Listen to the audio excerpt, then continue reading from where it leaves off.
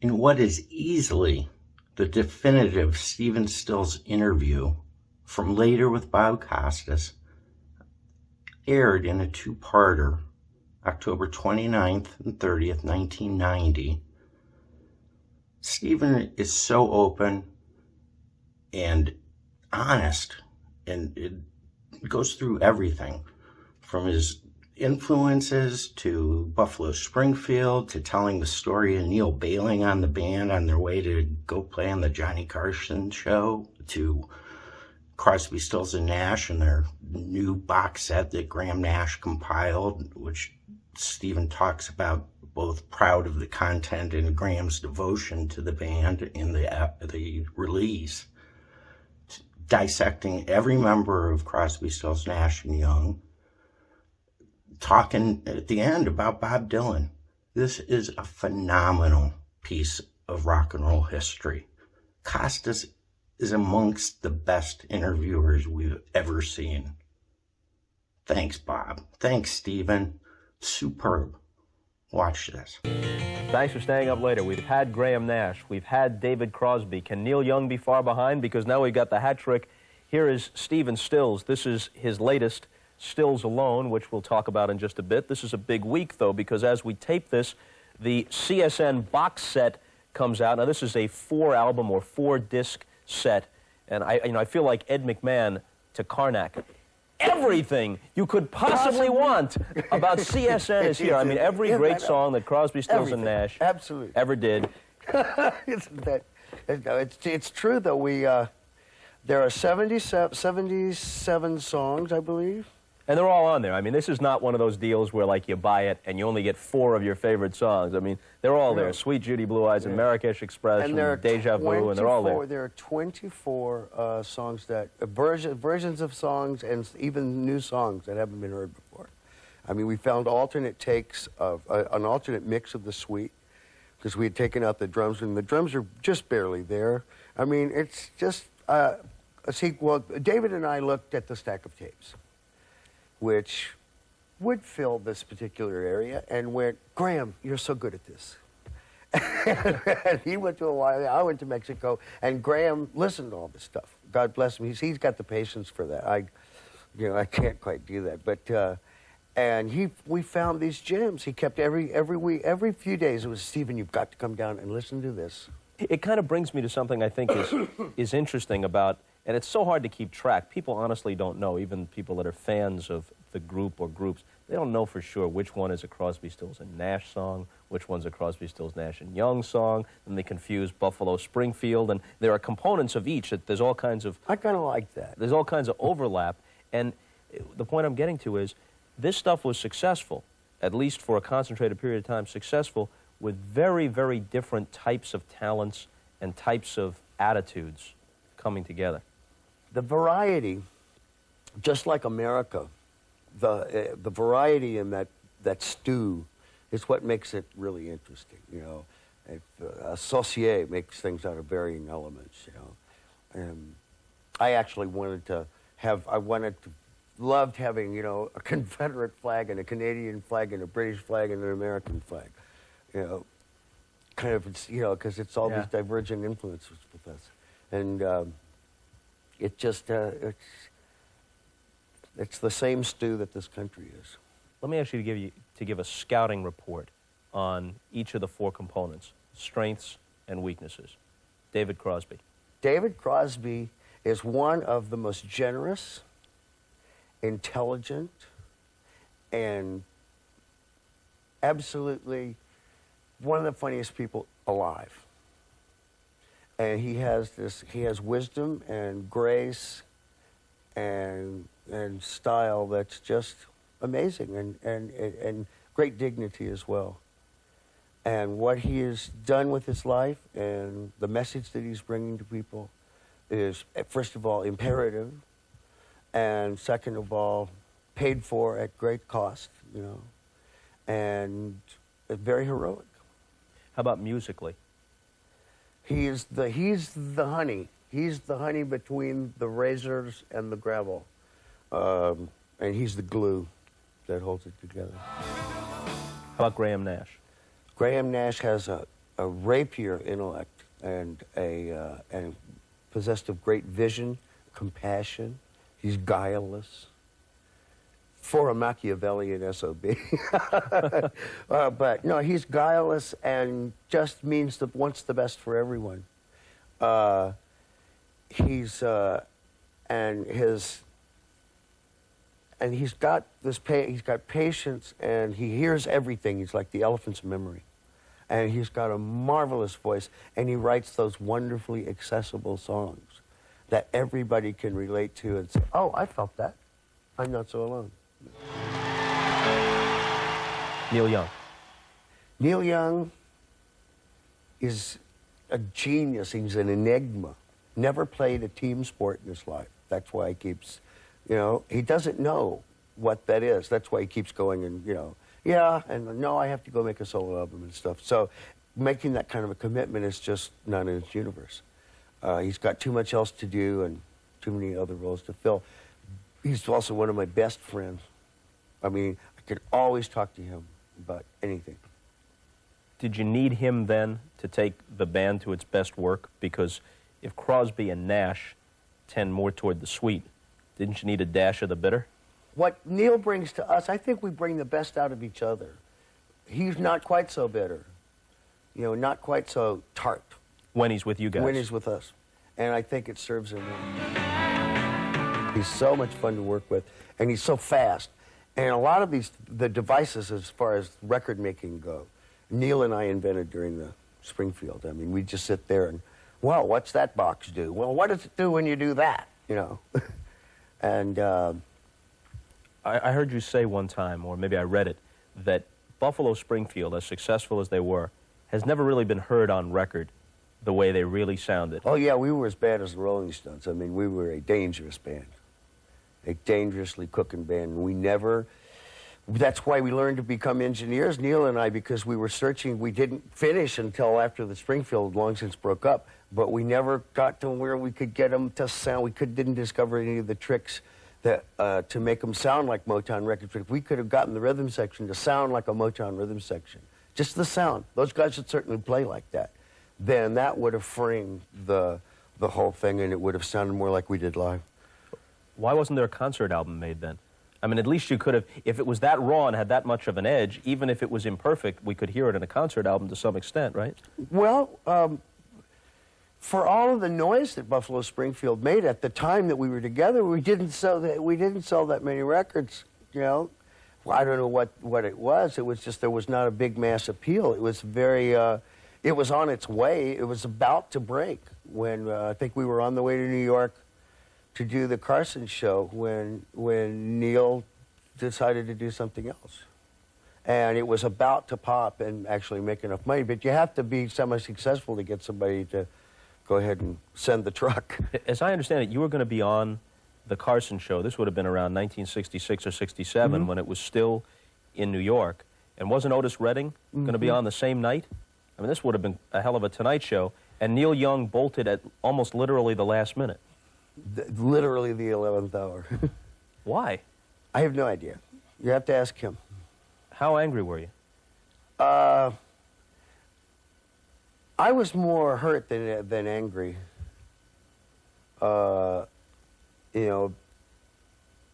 understood, because he saw himself walking into the group trap, and I think that the idea became so offensive to him that he bolted.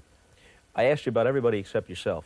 What do you think you brought as strengths and weaknesses to all these various combinations?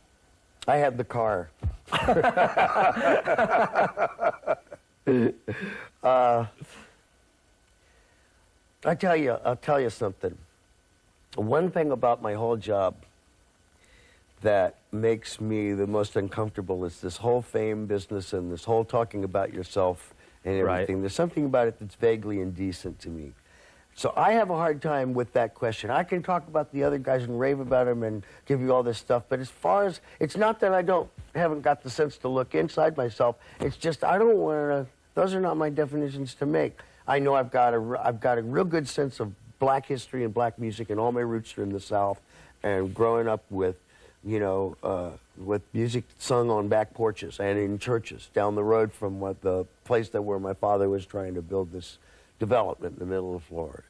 And the lady who was married to the head plumber of the whole place that was doing all the plumbing on these houses, she had this guitar stuck in this beautiful Gibson J200 stuck in her closet and wrote country songs and sent them into Acuff Rose.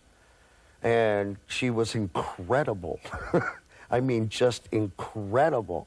A flat picker of like Lester Flat, you know, I mean, just, you know. And so I've got all of those wonderful influences that weren't available to, that were different. They were so pure and natural that they were, I mean, they're the real thing. Like Eric Clapton was talking about when he talks about Jimmy. And, you know, he says, I was sort of second hand. Jimi Hendrix. Yeah, because he said I was sort of second hand, and Jimmy was like the real thing, and I was in awe of him, you know. I was right next to the real thing too. I was a white kid living in the middle of the South, way out in the country, and there was this incredible music floating out of these orange groves. You know.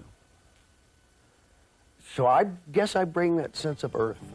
You mentioned Jimi Hendrix. It's That's hard my mate. to overstate how important this guy is in your life, right? Really, it is.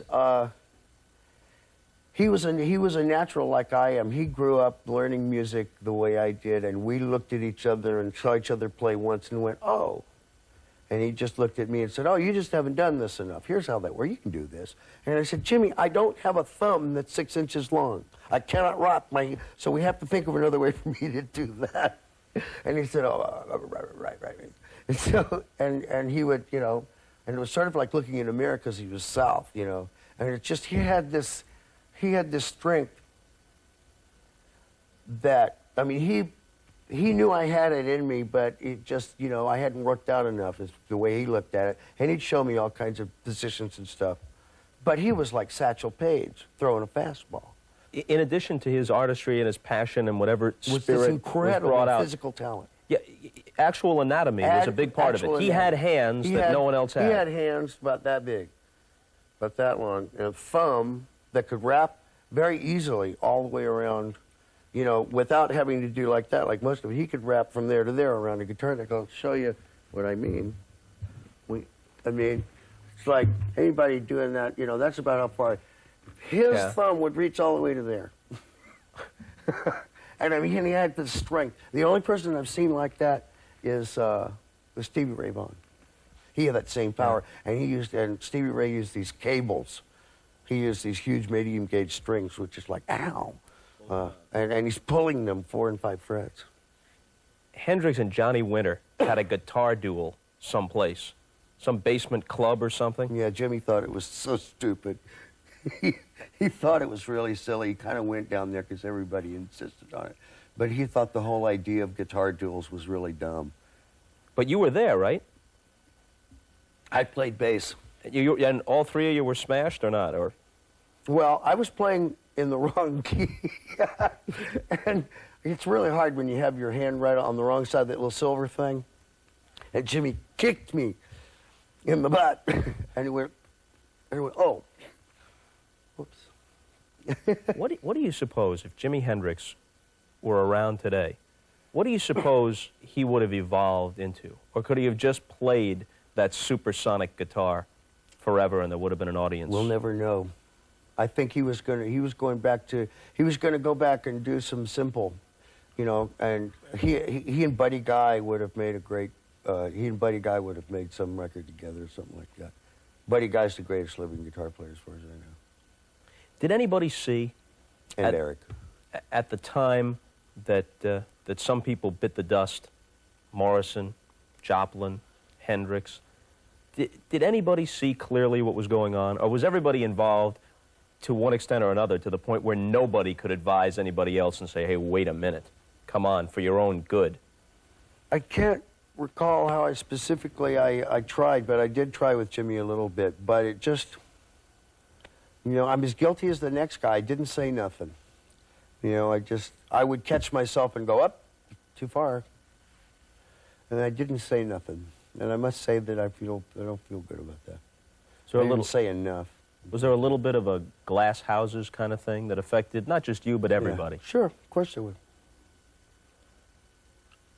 Back after this. Couldn't you have been a member of the Lovin' Spoonful? Oh, I wanted to be, desperately. I was here in New York, living in a hovel on the Lower East Side. And I was watching this group get put together, and nobody knew that I played electric guitar and bass and drums and all kinds of things. I wanted to be the bass player for this band so bad. Couldn't get the time of day. So I was just a kid wandering around the village passing the hat like everybody else, right? And couldn't get the time of day. So that, you know, and then watching it happen and then listening to them, I said, I've got to get to California and start something. And so you went off on your own, or?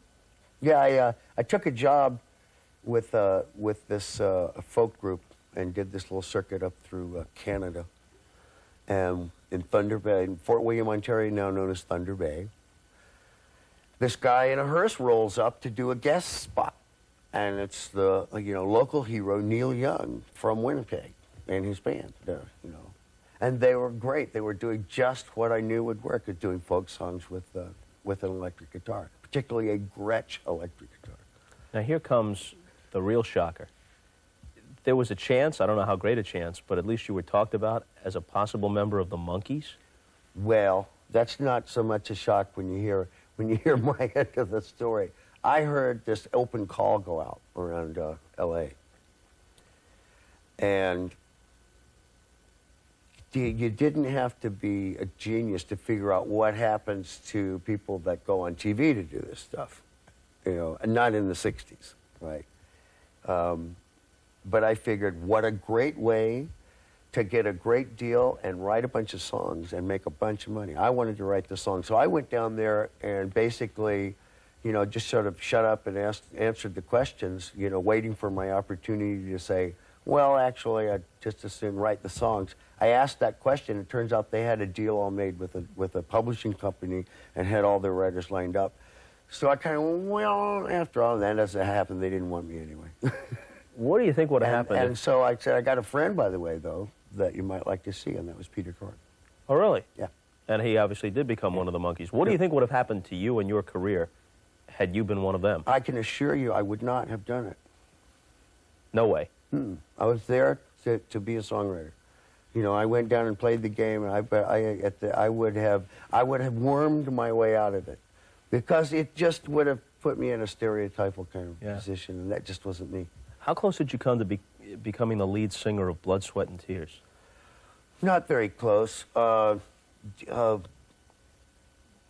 Jimmy Fielder, who was playing bass for them, called me and said, would you like to think about this gig? And I was in the middle of something else. And I said, yeah, I've got to finish this, though. I'm committed to finish this, or something like that. And then by the time I got available to even go work out with them, they'd done something else. I don't know how that would have worked. I'm not exactly sure where we left off, but we'll pick it up someplace with Stephen Stills tomorrow night. Hope to see you. Thanks for staying up later. This is night 2 with Stephen Stills, and starting just wherever it occurs to me, because I'm not sure what our agenda here is in this hour. You watched the shows when Graham Nash was here and when David Crosby was here. I didn't see the Graham show. I saw part of it. Well, you saw the Crosby shows, and he said something like, at his best, Stephen Stills is a tremendous friend, great musician. We had great moments together. At his worst, he put us kind of in the background, called us his background singers, and his ego got too large. How did that make you feel when you heard him say it? Well, at first I went, that's not true. And then I sort of, actually back when I was accused of it originally, I wasn't aware that I was doing that, but then when I think about it, I probably was. I didn't mean to, and it was just, you know, it's that part of that first flush of success, you know, it just comes with it. I'm not gonna cop out an inch to fear. And you walked out 2 days in a row, you hypocrite. You pissed me off.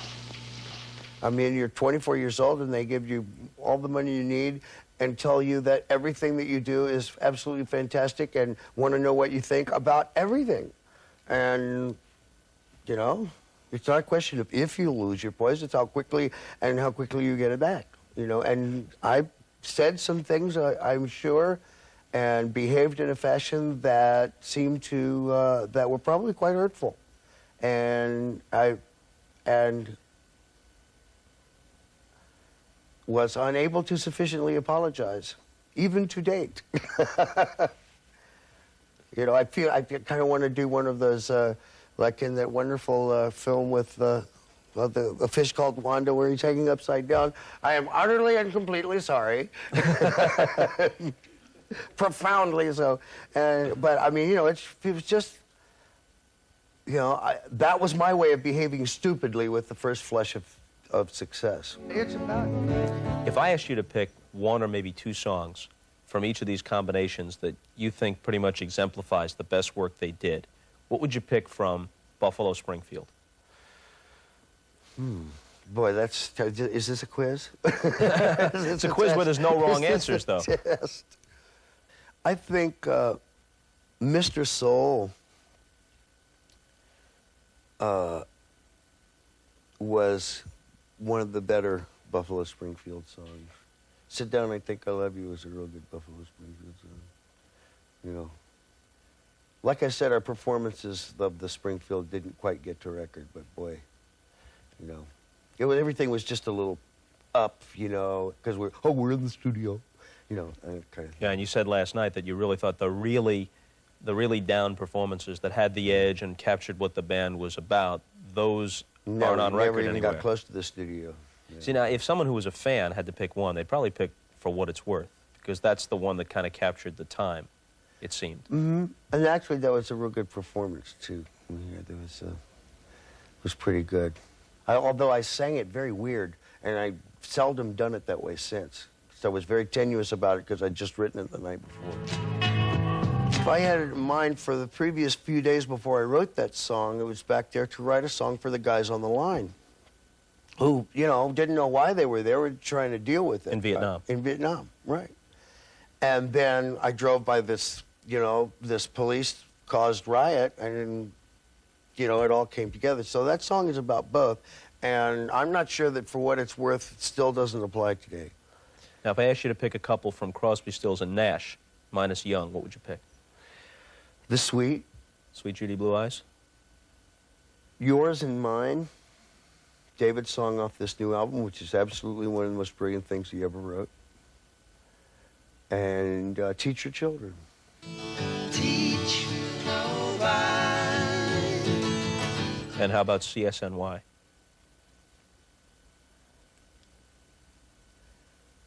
Carry On.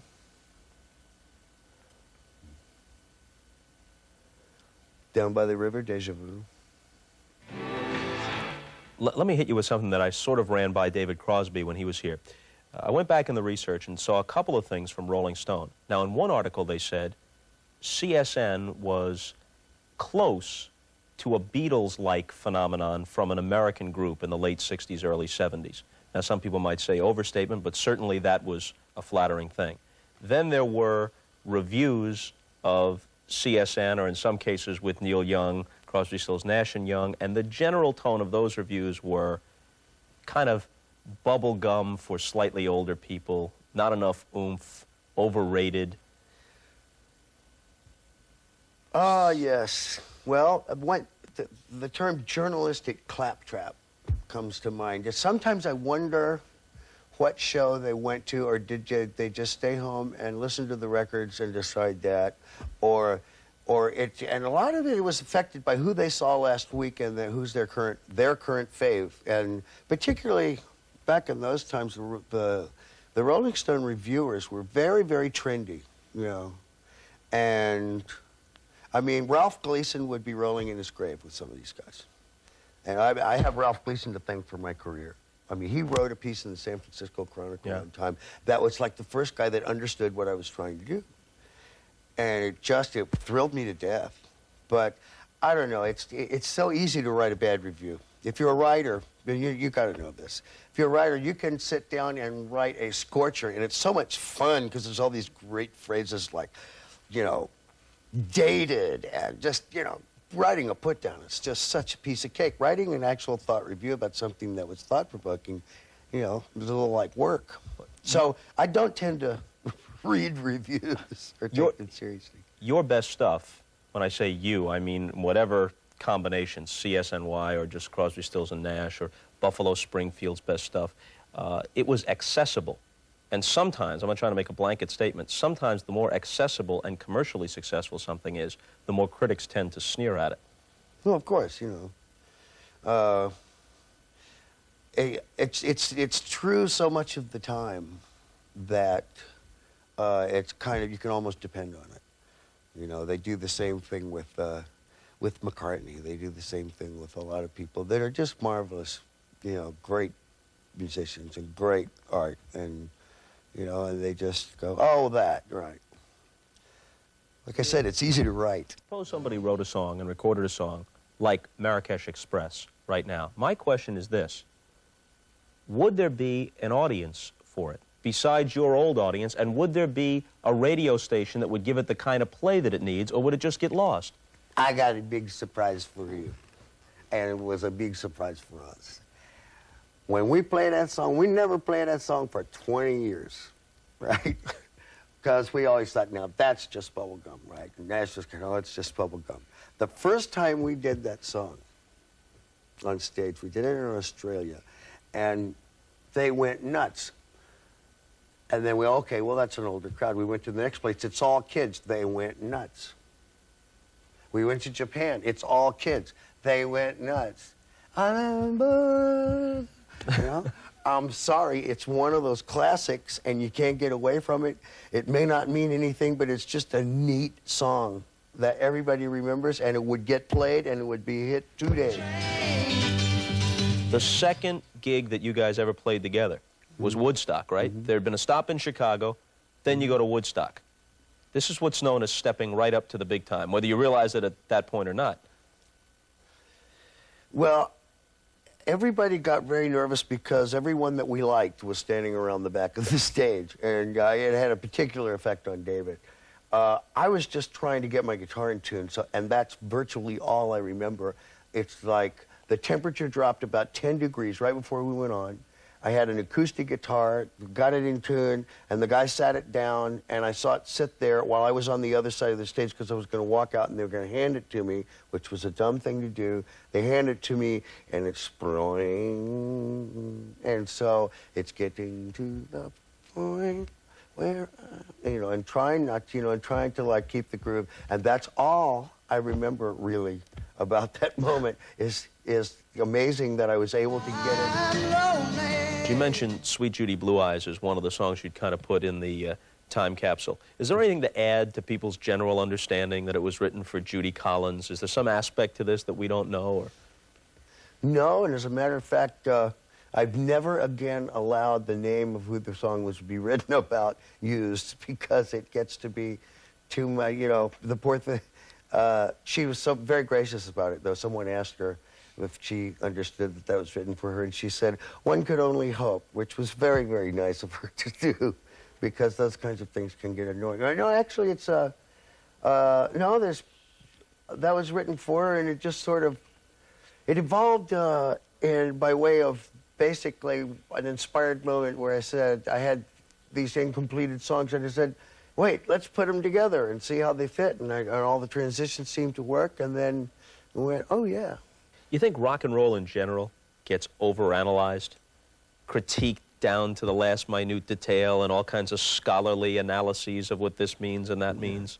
As opposed to real ongoing history, which gets trivialized. Yeah, sometimes the overview is lost. Yeah. Yeah. No, it just seems to me that the analysis of some of this stuff gets a little overdone, and really important events get trivialized.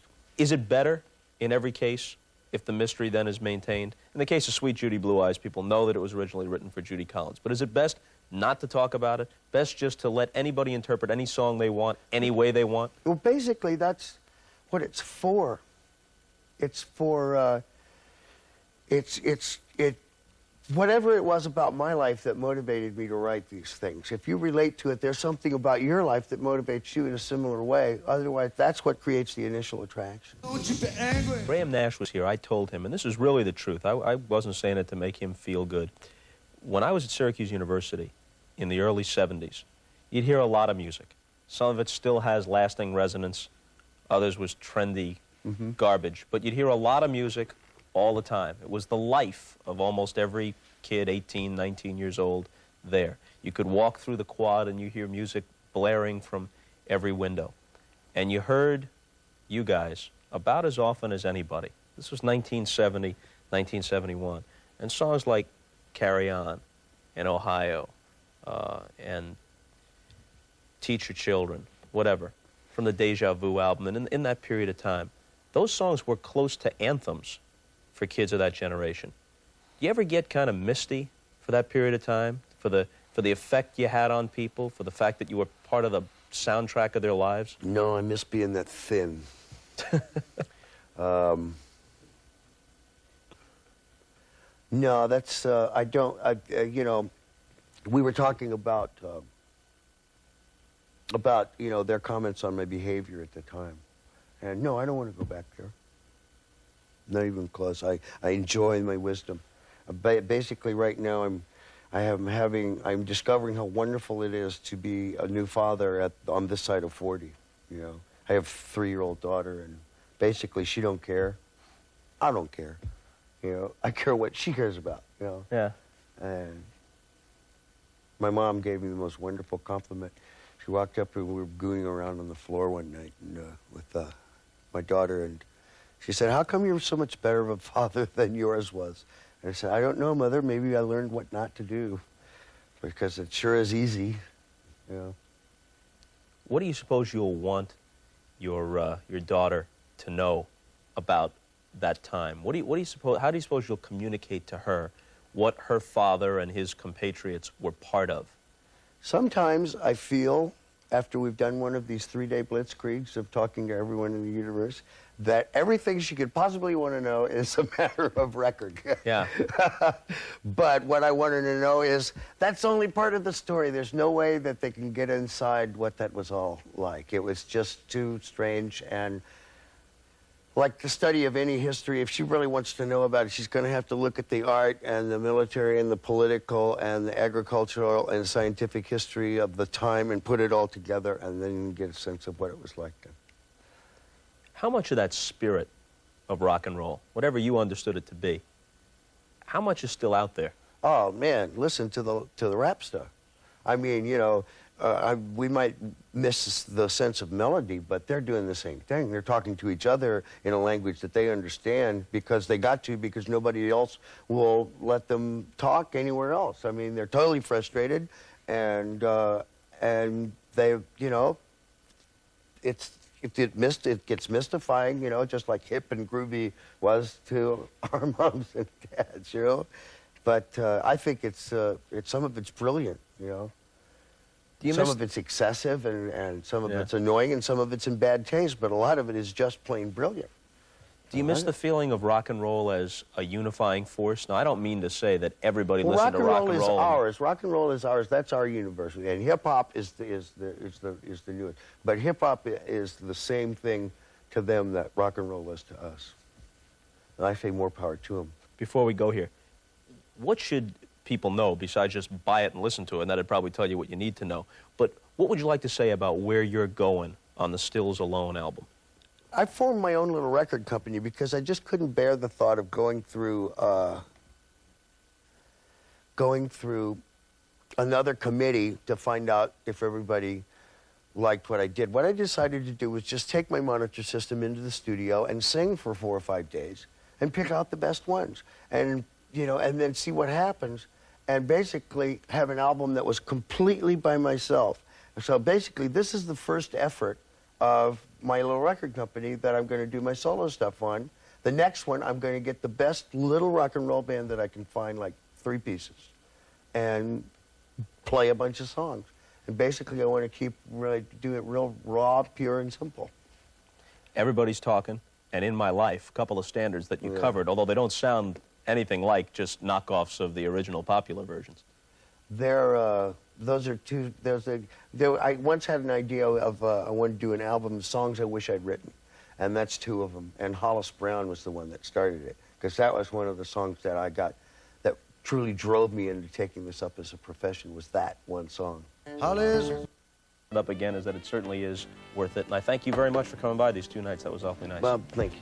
Okay. Stephen Stills, we're out of here. See you later.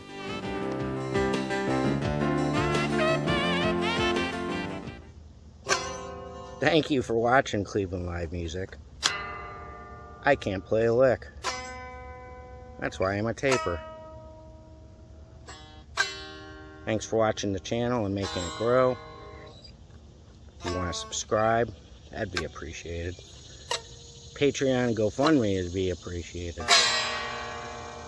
Maybe I could get guitar lessons.